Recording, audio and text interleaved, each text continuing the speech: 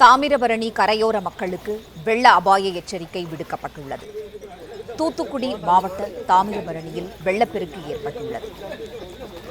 தாமிரபரணி ஆற்றின் கரையோரத்தில் உள்ள ஆத்தூரில் வெள்ள அபாய எச்சரிக்கை விடுக்கப்பட்டுள்ளது. செய்தி ஆசிரியர் வேல்ராஜ் இணைப்பில் இருக்கிறார். வேல்ராஜ், வணக்கம்.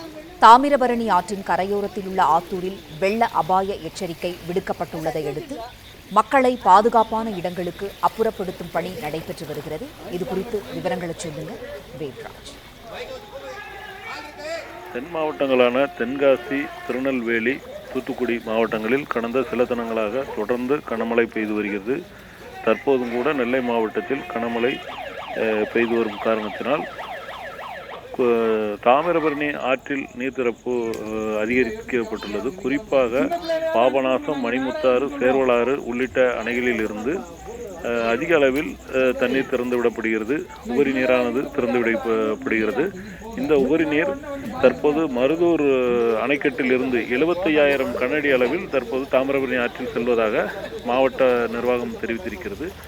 இந்த 75,000 கனஅடிக்கு மேலாக தாமிரபரணியில் செல்லும் பொழுது குறிப்பாக கடலில் கலக்கின்ற பகுதியான புன்னக்காயலுக்கு முன்னதாக இருக்கக்கூடிய ஆத்தூர் பகுதி பெரிய அளவில் பாதிக்கப்படும் என்று மாவட்ட நிர்வாகம் கருதுகிறது. காரணம், பாலத்திற்கு மேல் அங்கு குறுக்கே ஒரு பாலம் ஒன்று இருக்கிறது. அந்த பாலத்திற்கு மேல் வெள்ளம் போகும்போது எளிதாக ஆத்தூர் ஊருக்குள் வெள்ளம் வந்துவிடும் என்ற காரணத்தினால் முன்னெச்சரிக்கை நடவடிக்கை தற்போது மேற்கொண்டிருக்கின்றன.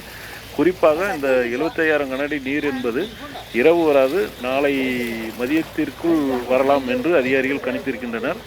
அதற்கு முன்னெச்சரிக்கை நடவடிக்கையாக அங்கே தாழ்வான பகுதியில் எங்கெல்லாம் வெள்ளம் தேங்குமோ அந்த தாழ்வான பகுதியெல்லாம் சென்று அங்கு இருக்கின்ற வீடுகளில் இருக்கின்ற மக்களை பாதுகாப்பான இடத்திற்கு வருமாறு அதிகாரிகள், பேரூராட்சி நிர்வாகத்தினர் அறிவுறுத்தி அவர்களை அங்கிருந்து வெளியேற்றி வருகின்றனர்.